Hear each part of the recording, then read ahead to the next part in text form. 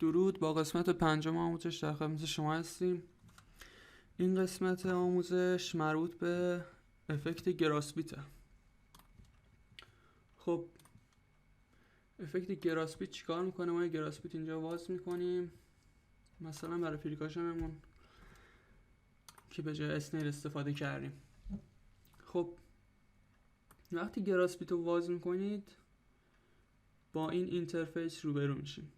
خب این قسمت برای ولومشه، تغییر در ولوم پریکاشنمون. مثلا الان پریکاشنمون رو فقط پلی کنیم،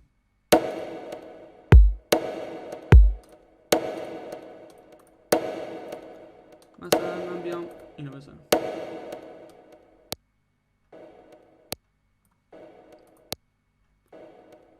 میره تو برد، مثلا ولوم اینجا 0 میشه، اینجا 100 میشه.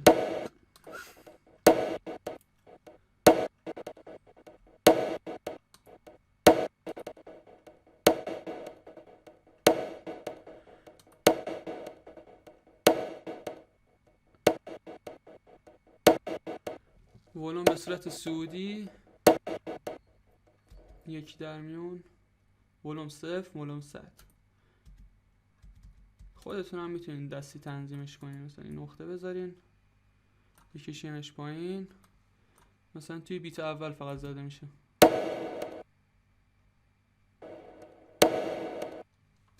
اینجوری. خب اینا برای تغییر در رویه انجام اسنیلشه. نگاه کنین،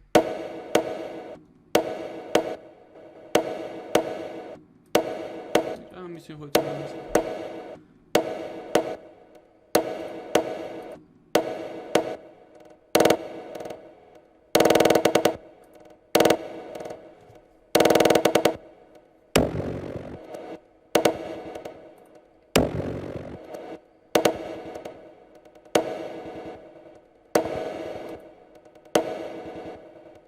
همه جای آهنگ استفاده نمیشه ولی بعضی از جاها به کار میره. مثلا همین کامپلکس 12 رو انتخاب کنیم.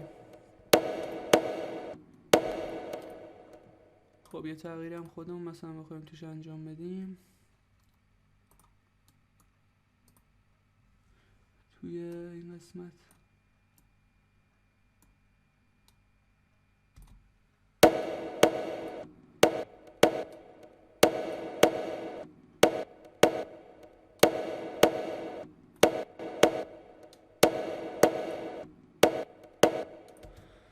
خب این گراسپیت رو میخوایم یه جای کار استفاده کنیم. چجوری باید استفاده کنیم؟ از این تاثیرگذاری گرید اتوماسیون میگیریم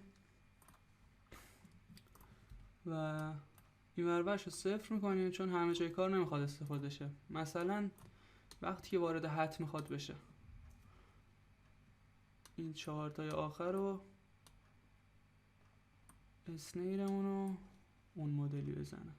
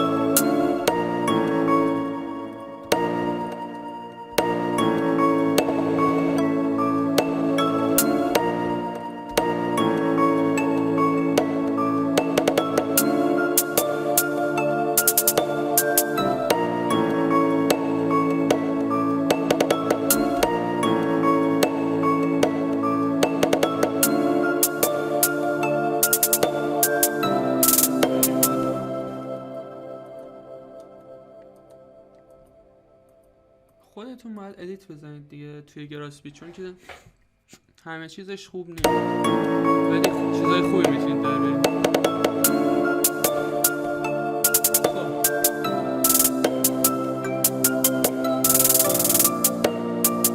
ما رو پدمون هم میخوایم یه گراسپیت برای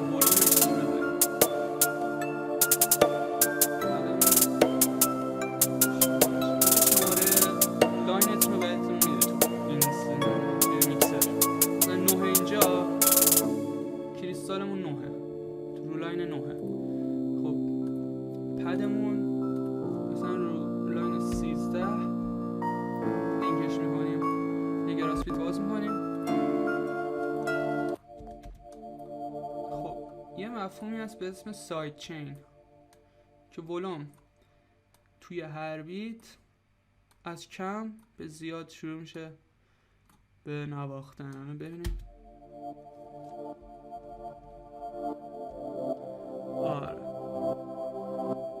اینجوری ساید چین و در کل کار خوب شنیده میشه.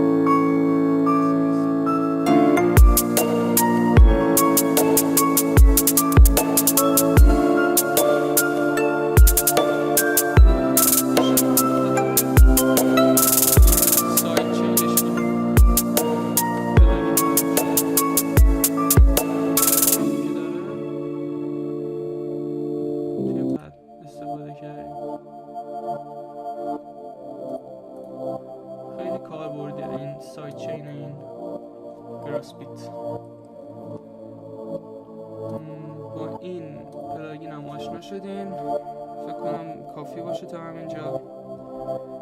همین دیگه، یا علی.